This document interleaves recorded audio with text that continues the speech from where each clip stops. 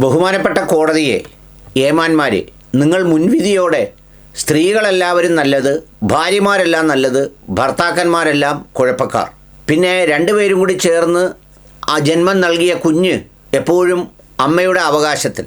അച്ഛനെ സംബന്ധിച്ചിടത്തോളം അമ്മ വന്ന് ആവശ്യപ്പെടുന്നത് വരെ മാത്രം നമ്മൾ കടയിൽ കൊണ്ടുവെക്കുന്ന പാഴ്സൽ പോലെ അതിൻ്റെ ഉടമ വന്ന് ചോദിക്കുമ്പോൾ അങ്ങ് തിരിച്ചു കൊടുത്തേക്കണം എന്ന നിയമം പോലെയൊക്കെ അങ്ങ് വിധി പ്രസ്താവന നടത്തിയാൽ, ഇപ്പോൾ കുമളിയിൽ ഒരു ബസ് കണ്ടക്ടറായിരുന്ന രഞ്ജീഷ് എന്ന് പറയുന്ന ഒരു ചെറുപ്പക്കാരൻ ജീവിതമൊടുക്കേണ്ടി വന്നത് സമാനമായൊരു സാഹചര്യത്തിലാണ്. ബഹുമാനപ്പെട്ട കോടതിയെ, നിയമം ജനങ്ങൾക്ക് വേണ്ടിയാണ്. പ്രത്യേകിച്ച് വൈകാരികമായ വിഷയങ്ങളെ പഠിക്കുമ്പോൾ ആ വിഷയത്തെ നിയമപുസ്തകത്തിൽ കാണുന്ന അച്ചടിച്ച വരികൾക്കപ്പുറത്ത് കുറച്ചുകൂടി ഹൃദയം ചേർത്ത് വെച്ച് ആ സ്ഥാനത്ത് നമ്മുടെ മകളെയും മകനെയും കൊച്ചുമകനെയും ഒക്കെ കാണേണ്ടതാണ് ഏറ്റവും അനിവാര്യമായ കാര്യം. അല്ലാതെ നിയമപുസ്തകത്തിൽ ഇങ്ങനെ ഒരു അവകാശം പറഞ്ഞു എന്ന് പറഞ്ഞൊരാൾ കയറി വരുമ്പോൾ അയാൾക്ക് ഈ അവകാശപ്പെടാനുള്ള കാര്യമെന്താണ്, ഇത് അവകാശപ്പെടുന്നത് വരെ ആ ആൾ എവിടെയായിരുന്നു എന്നൊക്കെ അന്വേഷിക്കാനും ബഹുമാനപ്പെട്ട കോടതി തയ്യാറാകേണ്ടത് ആവശ്യമാണ്. രഞ്ജീഷ് ഒരു ബസ് കണ്ടക്ടറായിരുന്നു, ഒരു സാധുവായ മനുഷ്യൻ. അച്ഛനും അമ്മയോടും ഒരു മകനോടുമൊപ്പമാണ് താമസിച്ചു പോരുന്നത്. അപ്പോൾ ഭാര്യ എവിടെ എന്ന് അന്വേഷിക്കും. അവർ ഷാർജയിലോ മറ്റോ ജോലിക്ക് പോയതാണ്. പോയതിന് ശേഷം അവർ ആരാണ്ടുമായി പ്രണയത്തിലാവുകയോ സ്നേഹത്തിലാവുകയോ ബന്ധത്തിലാവുകയോ ചെയ്തുവെന്ന് കുടുംബം പറയുന്നു. എന്നിട്ട് അവിടെ താമസമാക്കുകയും ചെയ്തു. സന്തോഷത്തോടെ ഇരുവർക്കും ജീവിക്കാനുള്ള അവകാശവുമുണ്ട്.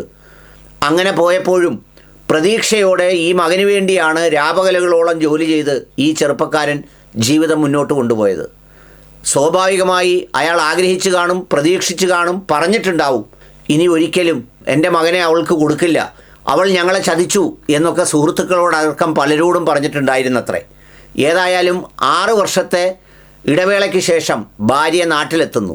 നാട്ടിലെത്തി നേരെ ഒരു വക്കീലിനെ പിടിച്ച് കോടതിയിൽ ഒരു അപേക്ഷ കൊടുത്തു, അല്ലെങ്കിൽ ഒരു കേസ് കൊടുത്തു. മകനെ വിട്ട് കിട്ടണം, കുഞ്ഞിനെ വിട്ട് കിട്ടണം, ഇതാണ് ആവശ്യം. കോടതി എന്ത് ചെയ്തു? അത് പരിശോധിച്ചു. ഈ പരിശോധിക്കുന്ന വേളയിൽ ഒരു പ്രത്യേകതയുണ്ടല്ലോ, ഇതെവിടെയായിരുന്നു, എന്തായിരുന്നു, ബാക്കി കാര്യങ്ങളൊന്നും നോക്കേണ്ടതില്ല. കാരണം നിയമപുസ്തകത്തിൽ അങ്ങനെ എഴുതി വച്ചിരിക്കുന്നു, നിർമ്മിച്ച നിയമത്തിലും അങ്ങനെയുണ്ട്. പിന്നെ പ്രശ്നം തീർന്നു എന്ന് മാത്രമല്ല, മീശയുള്ളതുകൊണ്ടും ദീക്ഷയുള്ളതുകൊണ്ടും മസിലുള്ളതുകൊണ്ടും പുരുഷന് കുറച്ച് പാറ പോലത്തെ കടുപ്പവും ഇതൊന്നുമില്ലാത്ത സ്ത്രീയെ സംബന്ധിച്ചിടത്തോളം കുറച്ചുകൂടി ഒരു മൃദുഭാവവുമാണ്. പക്ഷേ ഈ മീശയും ദീക്ഷയും മസിലുമൊക്കെ ഉള്ളവൻ്റെ ഉള്ളിലും ഒരു മനസ്സുണ്ട്, കുറേ വികാരങ്ങളുണ്ട്, കുറേ സ്വപ്നങ്ങളുണ്ട്, കുറേ ആഗ്രഹങ്ങളുണ്ട്, കുറച്ച് അഭിമാനബോധമുണ്ട്. ഇതെല്ലാം ബഹുമാനപ്പെട്ട കോടതിയെ അങ്ങുകൂടി കാണണ്ടേ, അങ്ങുകൂടി അറിയണ്ടേ. ഏതായാലും ആ കുഞ്ഞിനെ അമ്മയ്ക്കൊപ്പം അങ്ങ് വിട്ടുകൊടുത്തു. അതിനുശേഷം അയാൾ നിരാശനായിരുന്നത്രേ. അയാൾ നിരാശപ്പെടുന്നതിന് കുറ്റം പറയേണ്ടതുണ്ടോ? ഈ പോയ കാലം അത്രയും മറ്റൊരു വിവാഹവും കഴിക്കാതെ ഈ കുഞ്ഞിനെയും വളർത്തി അച്ഛനും അമ്മയോടുമൊപ്പം പ്രതീക്ഷയോടെ ജോലി ചെയ്ത് മുന്നോട്ട് പോകുമ്പോൾ അതുകൂടി നഷ്ടപ്പെട്ടപ്പോൾ അയാളുടെ നിയന്ത്രണം നഷ്ടപ്പെട്ടു. അയാൾ എല്ലാം ഉപേക്ഷിച്ച് എല്ലാം കളഞ്ഞ് അവസാനം ജീവൻ അവസാനിപ്പിക്കാൻ തീരുമാനിച്ചു. എന്നിട്ട് നോക്കണം, ആ ഇത്രയും നാൾ വളർത്തിയ മകനെ ഈ മനുഷ്യൻ മരിച്ച കർമ്മങ്ങൾ ചെയ്യാൻ പോലും ഈ ഭാര്യ വിട്ടുകൊടുക്കുന്നില്ലത്രേ. പിന്നെ ആരൊക്കെയോ സമ്മർദ്ദം ചെലുത്തി ബലമായി പിടിച്ചുകൊണ്ടു വന്നതാണെന്ന്.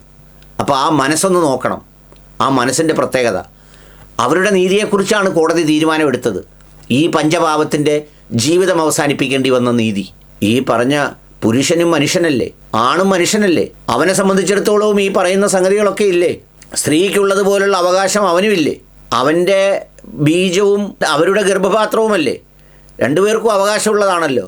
സ്വാഭാവികമായി അതിൻ്റെ ഒരു വൈകാരികത കൂടി കോടതി മനസ്സിലാക്കണ്ടേ, ചോദിക്കണ്ടേ? ഈ 6 വർഷത്തോളം മാറി നിൽക്കാൻ കഴിയുന്ന ഒരാളിനെ അത്രയും നാൾ വളർത്തിയ ഒരാൾ അങ്ങ് കൊണ്ടുപോകാനായി കേവലം അക്ഷരം മാത്രം നോക്കി 4 അക്ഷരത്തിൽ എഴുതി അങ്ങ് ഉത്തരവിട്ടാൽ ഒരു മനുഷ്യന് എങ്ങനെ സഹിക്കാനാവും? ഇതിപ്പോൾ നാട്ടിലൊക്കെ നടക്കുന്ന ഇത്തരം ചില സംഗതികൾ പലതുമുണ്ട്. ഇതുപോലെ തന്നെ ഒരു വീട്ടിലെ ഒരു ഭാര്യ ഒരാളിനോടൊപ്പം അങ്ങ് പോയി എങ്ങാണ്ടൊക്കെ അങ്ങ് പോയി, സംസ്ഥാനവും കഴിഞ്ഞ് രാജ്യവും കഴിഞ്ഞ് എല്ലാം പോയിക്കഴിഞ്ഞ് പിന്നെ തിരിച്ചു വന്നേക്കുക. ഇനിയിപ്പോൾ ആ പോയ വഴിക്ക് പോകണ്ട. ഈ പോകുന്ന സമയത്ത് ഭർത്താവിനെക്കുറിച്ചോ മക്കളെക്കുറിച്ചോ ഒന്നും ഒരു ചിന്തയില്ലായിരുന്നു. തിരിച്ചു വന്ന് ഇതിൻ്റെ എല്ലാ അവകാശം സ്ഥാപിക്കാൻ വേണ്ടി നിൽക്കുമ്പം അതിനും മധ്യസ്ഥ വഹിക്കാനും സംരക്ഷണം നൽകാനും ആളുള്ള സമൂഹമായി മാറിയിരിക്കുക.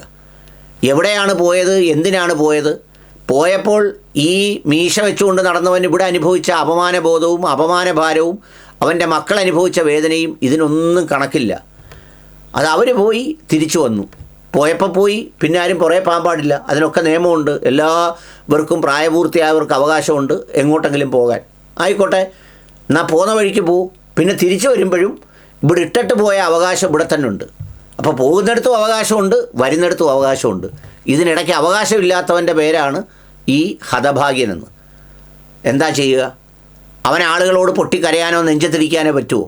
അവൻ ജീവൻ അവസാനിപ്പിച്ചു. അതുകൊണ്ട് ബഹുമാനപ്പെട്ട കോടതി ഇതൊക്കെ പഠിക്കുമ്പോൾ നിങ്ങളെല്ലാ വക്കീലന്മാരായി പ്രാക്ടീസ് ചെയ്ത് മനുഷ്യരെ കണ്ടിട്ടുള്ളവരാണല്ലോ. മനുഷ്യനെ കൂടി ദയവായി ഒന്ന് പഠിക്കേണ്ടത് ആവശ്യമുള്ള കാര്യമാണെന്ന് വിനീതമായി അഭ്യർത്ഥിക്കുന്നു, എല്ലാ വിനയത്തോടും കൂടി.